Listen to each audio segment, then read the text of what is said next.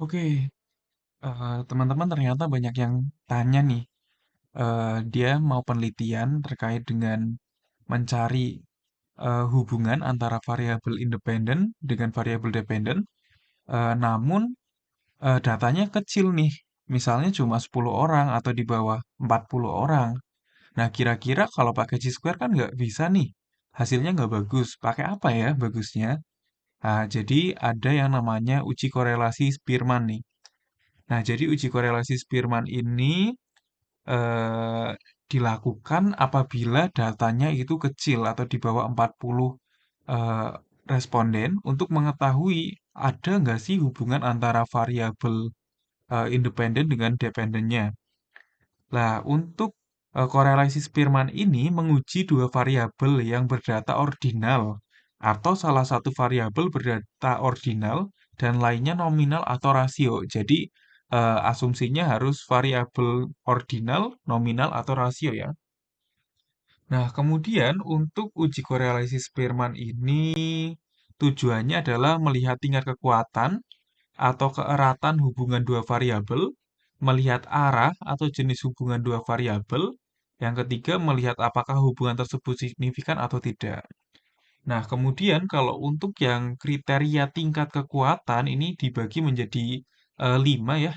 Jadi kalau misalnya nilai koefisien korelasinya antara 0,00 sampai 0,25 itu hubungannya sangat lemah, kemudian 0,26 sampai 0,50 hubungannya cukup, 0,51 sampai 0,75 kuat, kemudian 0,76 sampai 0,99 sangat kuat, dan 1,00 hubungannya sempurna.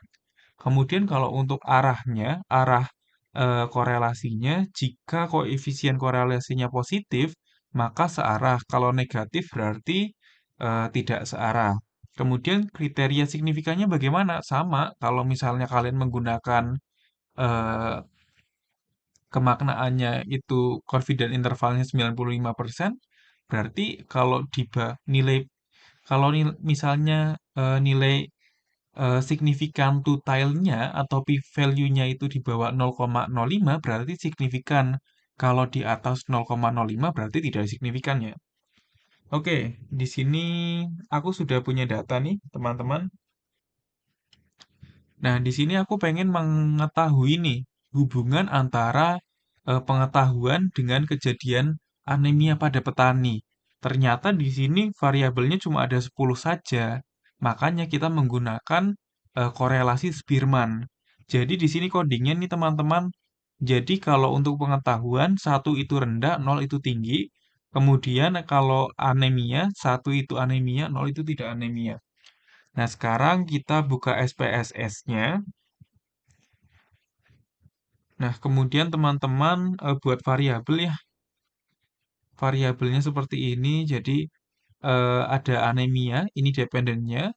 Dengan value-nya seperti tadi, 0, kalau 0 tidak anemia, 1 anemia. Kemudian pengetahuan, itu kalau 0 itu tinggi, 1 itu rendah. Oke, kemudian data yang tadi kalian kopas aja.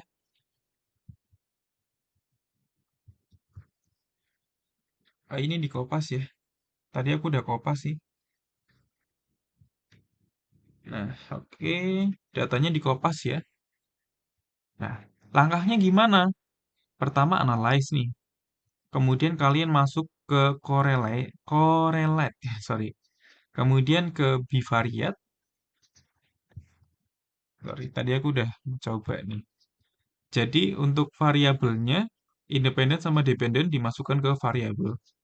Kemudian untuk optionnya kalian biarkan. Kemudian kalian centang ini Spearman, kemudian two-tile, kemudian sama flag significant of correlation ya.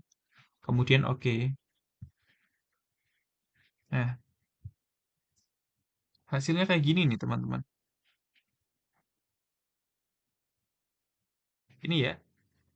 Nah, jadi untuk eh, koefisiennya, correlation koefisiennya bernilai 0,655 dengan signifikan to tail-nya atau p-value-nya 0,0001.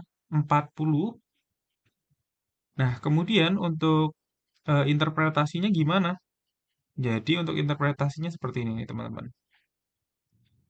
Kita pertama adalah melihat tingkat kekuatannya dulu. Nah, tadi kan kita sudah dapat nih koefisien correlation-nya itu 0,655. Artinya, tingkat kekuatan hubungan antara pengetahuan dengan kejadian anemia pada petani sebesar 0,655 atau hubungannya kuat. Kemudian kalau untuk arah hubungan atau jenis hubungannya, karena nilainya koefisien correlation ini positif, bukan negatif, berarti hubungannya searah. Artinya, semakin rendah pengetahuan petani, maka semakin anemia gitu. Kemudian untuk hubungan signifikansinya, itu kan nilai signifikan totalnya atau p-value-nya 0,040 atau di bawah 0,05. Artinya, terdapat hubungan signifikan antara pengetahuan dengan anemia pada petani. Kesimpulannya, dalam penelitian ini adalah hubungan signifikan yang kuat dan searah antara pengetahuan dengan kejadian anemia pada petani. Nah, seperti itu teman-teman. Jadi gampang ya kalau untuk eh, analisis bivariat dengan Spearman, correlation Spearman. Oke, mungkin seperti itu saja. Semoga dapat dipahami. Terima kasih.